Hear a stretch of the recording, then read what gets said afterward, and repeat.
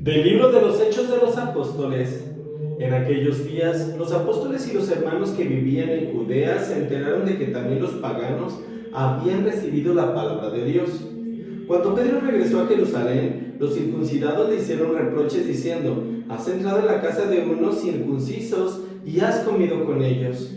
Entonces Pedro les contó desde el principio lo que le había pasado. Estaba yo en la ciudad de Jaffa, en oración, cuando tuve una visión y vi algo semejante a un gran mantel que, sostenido por las cuatro puntas, bajaba del cielo hasta donde yo me encontraba. Miré con atención aquella cosa y descubrí que había en ella toda clase de cuadrúpedos, fieras, reptiles y aves. Oí luego una voz que me decía: levántate, Pedro, mata el animal que quieras y come. Pero yo le respondí: ni pensarlo, Señor, jamás he comido nada profano o impuro. La voz del cielo me habló de nuevo: no tengas tú por impuro lo que Dios ha hecho puro. Esto se repitió 3 veces y luego todo fue recogido hacia el cielo. En aquel instante se presentaron en la casa donde yo estaba 3 hombres que venían de Cesarea con un recado para mí. El Espíritu me dijo entonces que me fuera con ellos sin dudar. También fueron conmigo estos 6 hermanos y todos entramos en casa de aquel hombre. Él nos contó cómo había visto de pie ante él a un ángel que le dijo: manda a buscar en Jaffa a Simón llamado Pedro. Lo que él te diga te traerá la salvación a ti y a toda tu familia. En cuanto empecé a hablar, el Espíritu Santo descendió sobre ellos, como había descendido al principio sobre nosotros. Entonces me acordé de lo que había dicho el Señor: Juan bautizó con agua, pero ustedes serán bautizados con el Espíritu Santo. Por lo tanto, si Dios les ha dado a ellos el mismo don que a nosotros, por haber creído en el Señor Jesús, ¿quién soy yo para oponerme a Dios? Con eso se apaciguaron y alabaron a Dios diciendo: por lo visto también a los paganos les han concedido Dios la conversión que lleva a la vida. Palabra de Dios, te alabamos, Señor. Muy buenos días tengan todos ustedes, hermanos. Pasen el amor de Cristo y fortaleza en el Espíritu de Dios. Si tan solo los seres humanos nos quitáramos los prejuicios y dejáramos de pensar en cosas que realmente Dios no está pensando o no está juzgando, seríamos mucho más felices. Desgraciadamente, mis queridos hermanos, cuando entramos dentro del camino de Dios, ya nos creemos casi que somos perfectos y que nadie más que nosotros va a poder hacer y servir a Dios como corresponde. Y créeme, esta palabra nos está enseñando que tenemos un Dios que es para todos. Y el mismo Pedro, que fue la piedra de la iglesia, que fue esa persona que Cristo eligió para que formara esa iglesia de Dios, él mismo les estaba diciendo que la palabra de Dios era absolutamente para todos. Pero ¿qué pasó en los últimos tiempos con el Papa? Que a la hora de que él quiso acercar a todas las personas a la iglesia, ¿cuántos no se le echaron encima? Inclusive empezaron a hacerle juicios, empezaron a criticarlo, inclusive a catalogarlo de lo peor. Pero él lo único que estaba haciendo es cumplir con la palabra de Dios, así como el mismo Pedro lo estaba haciendo cuando tuvo esa visión, en la cual Dios le estaba diciendo: nada es impuro, nada puede alejarte de mi camino si tú estás 100% seguro de lo que eres y de lo que haces.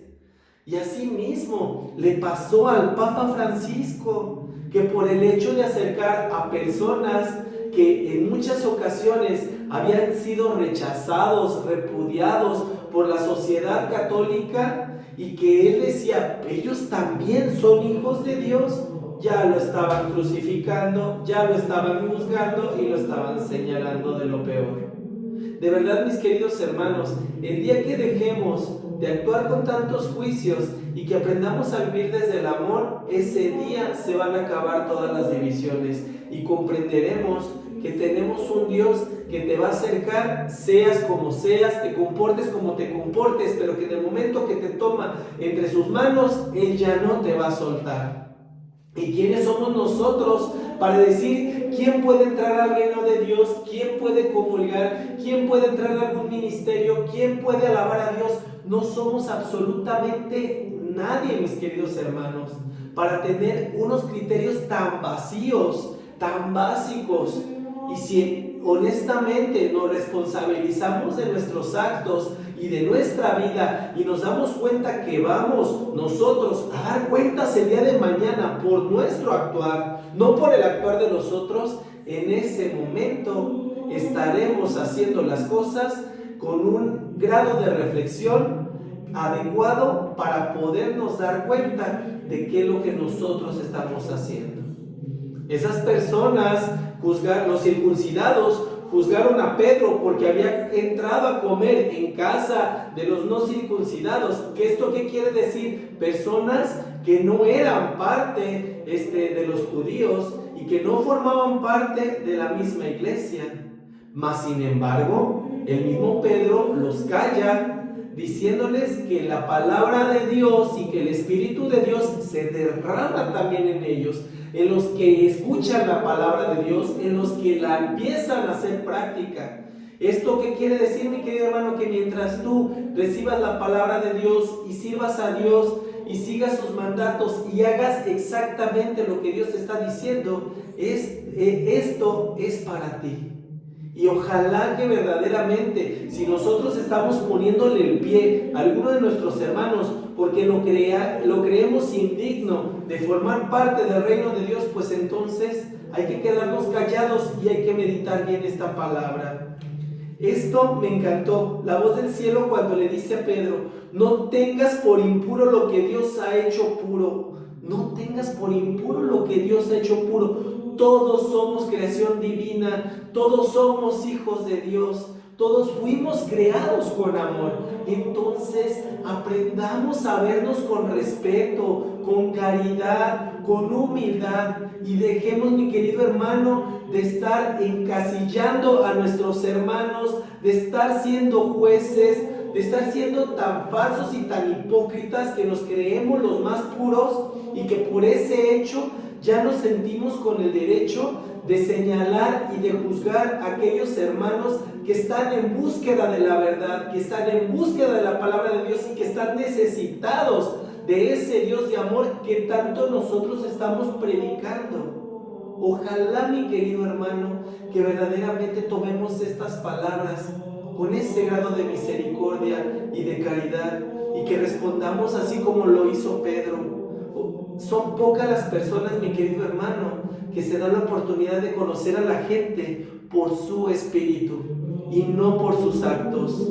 Hay muchas personas allá afuera, mi querido hermano, que han cometido actos porque no han tenido ese discernimiento ni esa sabiduría que hoy en día se puede decir que tenemos nosotros. Si tú ya lo tienes, entonces sabes perfectamente bien que Cristo vino a enseñarnos el mandato del amor, que el mismo Cristo no hacía juicios y acercaba a los que para otros eran indignos, y que Él en ningún momento estaba catalogando a nadie por su forma de actuar o de vivir, sino simplemente por lo que había en su interior. Jesús veía muy en el fondo a las personas y eso era lo que le permitía el poder acercarlos a lo que era ese maravilloso ministerio de amor. Él empezó a convocar a tantos, pero no los convocaba porque fueran perfectos, los convocaba porque sabía en lo que ellos se iban a convertir. Y esa es la maravilla de ciencia y de sabiduría que regía al mismísimo Cristo. Cristo era un Dios de amor, un Dios de misericordia, no era un Dios de juicios.